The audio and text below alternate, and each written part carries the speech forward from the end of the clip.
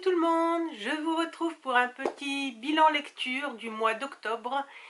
Et je dis petit parce que j'ai pas pu lire grand chose. J'ai 2 lectures à vous présenter et un abandon, mais qui ne sera pas définitif, j'espère, parce que ça avait l'air bien, mais je vous explique tout ça. C'est très simple. Déjà, les vacances scolaires font qu'on est plus occupé avec les enfants que pour s'occuper de la lecture, malheureusement. Et la grosse bronchite s'est installée chez moi, donc on était tous les 4 bien pris. J'espère que je ne vais pas trop tousser, je commence seulement à m'en remettre. Donc je m'excuse par avance si jamais j'ai des petites cannes de toux. J'essaierai de couper tout ça au montage si jamais j'y arrive. Voilà, je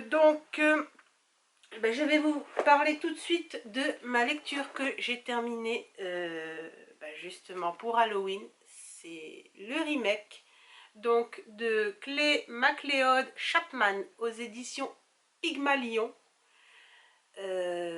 Alors, vaste sujet de ce livre, c'est une excellente lecture pour Halloween. Si vous êtes dans les fantômes, les cimetières, les revenants, c'est vraiment la période pour ce genre de lecture. Déjà, j'aimais bien la couverture, un serpent qui se mord la queue et qui est en fait une pellicule vidéo cinéma.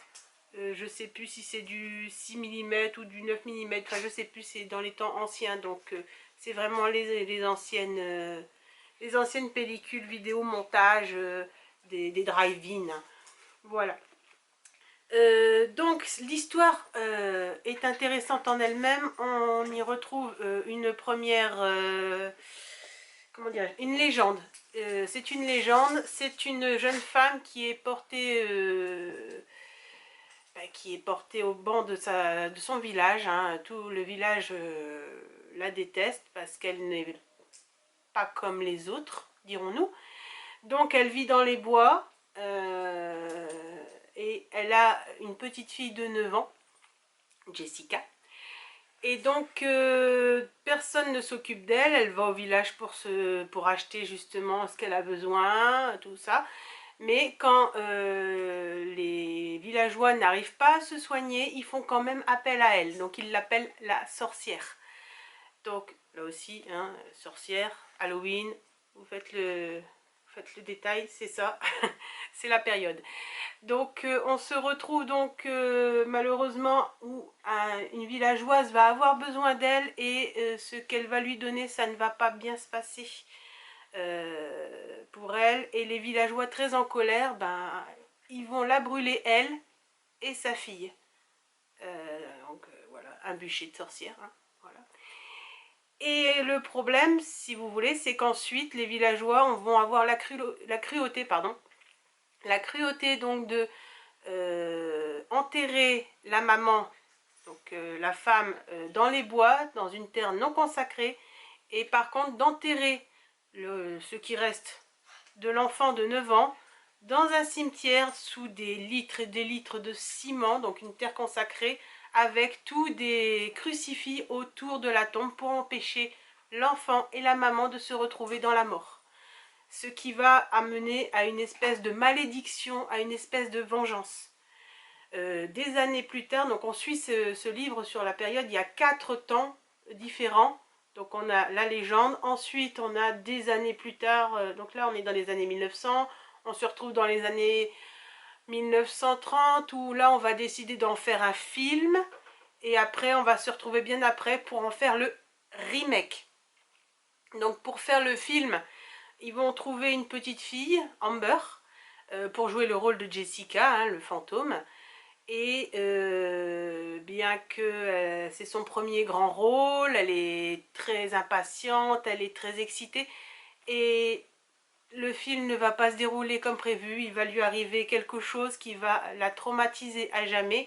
Et le film, bien qu'il va venir célèbre, mais bon, il est considéré quand même comme un nanar, ce film. Cet enfant ne va pas vraiment se développer, elle n'aura pas d'autre rôle. Elle n'aura pas de possibilité, ça va complètement la marquer, elle va être sous anxiolytique en grandissant, on va la suivre 30 ans après. Elle sera toujours l'actrice qui a joué Jessica, elle n'aura pas d'autre rôle et elle sera complètement paumée dans sa vie. Donc, et là, il y aura un autre metteur en scène qui va lui demander de jouer, pas le rôle de Jessica parce que forcément elle a plus l'âge, mais de jouer le rôle de la maman.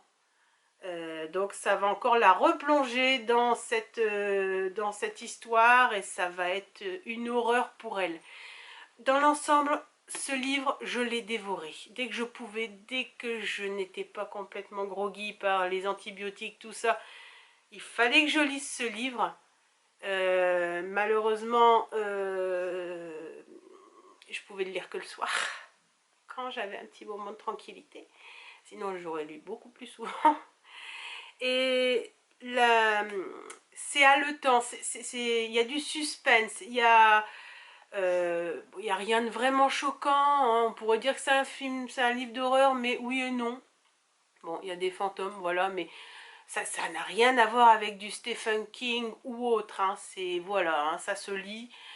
C'est peut-être le petit truc qui m'embête un peu, c'est que justement, il y a certains passages qui sont passés sous silence, qui sont... Bon, il y a des non-dits, il y a des non-dits, il y a des choses que je dis, bah qu'est-ce qui s'est passé pour cette petite fille, qu'est-ce qui lui est réellement arrivé, qu'est-ce qui s'est passé pour les autres personnages autour d'elle, parce qu'on n'a pas vraiment d'informations susceptibles de nous indiquer clairement la situation. Certains auteurs sont plus cash, on va dire. Ils sont plus cash, ils sont plus trash aussi. Donc voilà, c'est pas du tout du trash du tout. Donc ça peut rassurer les personnes qui n'aiment pas lire les romans angoissants, les romans d'horreur. Disons que c'est vraiment le livre à lire en automne et Halloween, voilà, mais sans pour autant vous faire planquer sous la couverture. Ça n'a pas été du tout mon cas. Voilà. Donc la seule chose, c'est la fin qui m'a laissé, qui m'a perturbée, parce que c'est une fin assez abrupte en soi. Bon, on se demande vraiment ce qui se passe à la fin avec Amber, parce que là aussi, il y a un énorme non-dit. Alors on se doute, on se dit, bon, bah peut-être qu'il lui est arrivé ceci, ou peut-être qu'il lui est arrivé cela. Là, c'est l'extrapolation du lecteur, hein. Il peut s'imaginer ce qu'il veut vraiment, mais on se demande ce qui arrive aux deux derniers personnages, donc Amber et le journaliste à la fin. Parce que là on se dit ouais, bon, c'est pas très clair tout ça, mais dans l'ensemble j'ai quand même passé un excellent moment. Je l'ai dévoré, ce livre, je l'ai fini hier soir. Bon, j'ai réussi à m'endormir, donc ça va, c'est que c'est pas une horreur en soi. Donc je vous le recommande si vous voulez passer un bon moment dans les cimetières sans pour autant trembler de peur, hein. C'est pas vraiment, comme j'ai dit, c'est pas du Stephen King. Voilà. Donc c'est lisible, on va dire que c'est lisible. Voilà. L'autre livre que j'ai lu, alors je ne l'ai pas avec moi parce que je l'ai emprunté à ma médiathèque. C'est La petite ritournelle de l'horreur de Cécile Cabannac aux éditions Fleuve Noir. Je vous mets la couverture comme d'habitude.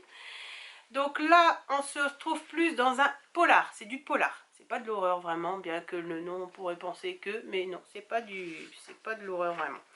En fait, c'est un couple qui ont 3 enfants, qui vont bientôt en avoir un 4e, qui arrivent à acheter une maison à un prix défiant toute concurrence.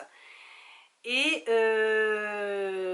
ils n'ont pas beaucoup d'argent, donc le mari, en rentrant de son boulot, va faire les travaux pour rendre la maison habitable. Et il décide d'abattre un mur, et là, oh surprise, il tombe sur 3 cadavres en putréfaction ou alors complètement momifiés d'enfants. Voilà. Donc là, c'est le sketch de départ, pardon. De là, on va faire appel donc à l'inspectrice Sevran. Alors le livre est divisé, les chapitres sont divisés par différents personnages. On a l'inspecteur Sevran, on a un de ses collègues, on a la personne en question, le mari, qui a fait la découverte malheureusement, et d'autres personnages. Donc on va suivre tout au long ces personnages-là qui vont donner leur point de vue sur la situation, et on va essayer de démasquer ce qui s'est passé dans cette maison qui appartenait à une dame qui est décédée en EHPAD. Et cette dame était famille d'accueil avec son mari, et apparemment elle martyrisait les enfants qu'elle accueillait chez elle. Les enfants ont essayé plusieurs fois de prévenir l'aide sociale à l'enfance, pardon, et la personne qui s'occupait de ce dossier-là a toujours fait semblant de rien. Donc, on a quelques petites anecdotes de sévices qu'ils ont eus. Certains ont réussi à s'enfuir, d'autres malheureusement pas. D'autres ont fini par partir quand ils ont eu l'âge de partir, mais ils sont restés marqués. Donc, on va suivre tous ces personnages tout au long du livre. Dans l'ensemble, c'est un bon livre. C'est juste que moi, il y a certains personnages qui n'ont pas lieu d'être, en fait. Ils sont là, mais ils n'apportent rien à l'histoire. Même si, bon, c'est juste des témoins par-ci, par-là. Ça m'a un peu embêté. À des moments, ça m'a freiné d'ailleurs. Je trouve que l'enquête, à un moment donné, s'est mise à piétiner. Mais complètement. Je pense qu'on aurait pu retirer certains personnages de l'histoire. Alors je me doute que les polars, les enquêtes criminelles, ça se résout pas en un claquement de doigts, j'en suis consciente. Mais un roman, pour écrire pour écrire, pour faire piétiner l'histoire, et bon, bah, à un moment je me suis un peu ennuyée, c'est vrai, en disant bon, bah, qu'est-ce qu'on fait là, qu'est-ce qu'on attend, on va tomber sur quoi justement pour avoir le rebondissement de l'affaire, le pourquoi, le comment, le pourquoi du comment en détail. Je l'avais pas, bien que l'histoire en elle-même était intéressante, parce que certains personnages justement apportent leur contribution justement à l'histoire, elles revalorisent l'histoire, et d'autres, on se dit mais qu'est-ce qu'il fait là lui? Il y a des choses, il y a des personnages, bon bah voilà quoi, il est là sans vraiment être là. Mais dans l'ensemble, c'est quand même un bon livre. La fin, sans en dire trop, la fin ne se termine pas comme je l'aurais vraiment espéré. Il y a un petit détail triste pour moi, donc voilà, je trouve ça dommage. Mais j'ai lu le livre, j'ai aimé dans l'ensemble. Je ne sais pas si je le relirai, mais je me suis pas ennuyée. Enfin, sauf pour quand ça a piétiné. Quand ça a piétiné, si. Quand ça a piétiné, je disais, mais qu'est-ce que je fais? Qu'est-ce que je fais? Est-ce qu'on continue? Est-ce qu'on continue?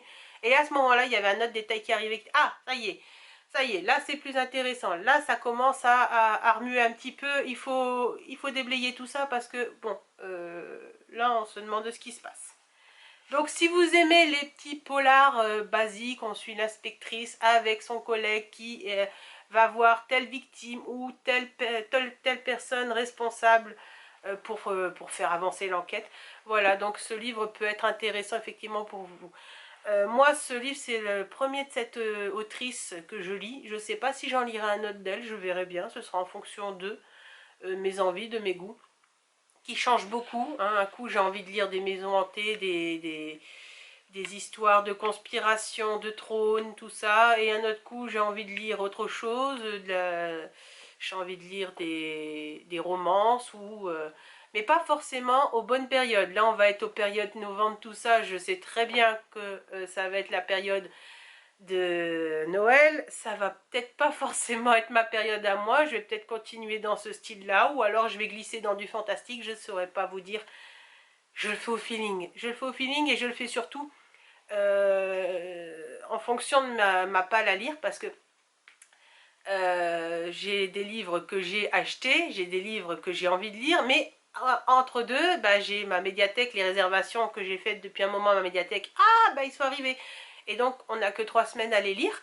Donc, forcément, je vais faire passer les livres de ma médiathèque en avant, en espérant avoir toujours envie de les lire. Forcément, parce que c'est toujours... Généralement, c'est sur l'impulsion. Je dis, ah bah tiens, j'ai envie de le lire.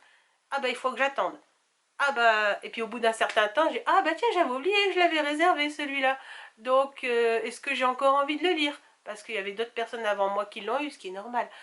Donc voilà, ceux qu'on a à soi, bon, ben, on n'est pas inquiet, on peut les lire quand on veut. Par contre, ben, si je veux lire des livres que j'ai pas les moyens de m'acheter, parce que le prix est aberrant, ben, forcément, je les réserve à ma médiathèque et je les lis quand ils arrivent. J'ai pas trop le choix. Donc voilà, ça c'est les 2 livres que j'ai lus au mois d'octobre.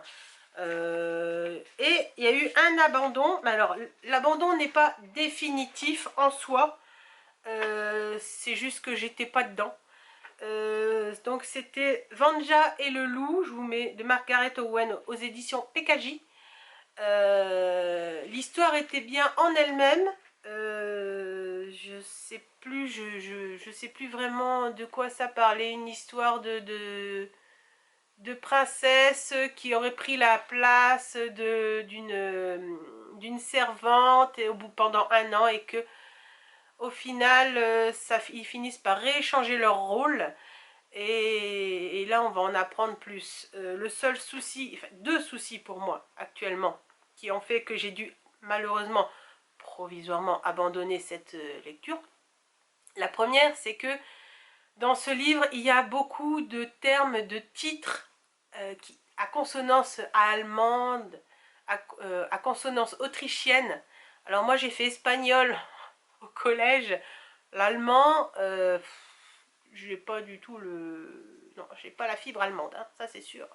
Donc moi, ça me bloquait. Kaiserin, j'essaye... Mais c'est dur quand on a le roulé espagnol d'avoir le tranchant allemand au niveau... Et c'est vrai que ça m'embêtait à chaque fois quand j'entendais les titres pompeux des personnages. Et la deuxième chose qui a fait que malheureusement j'ai dû abandonner, c'est qu'on parlait beaucoup de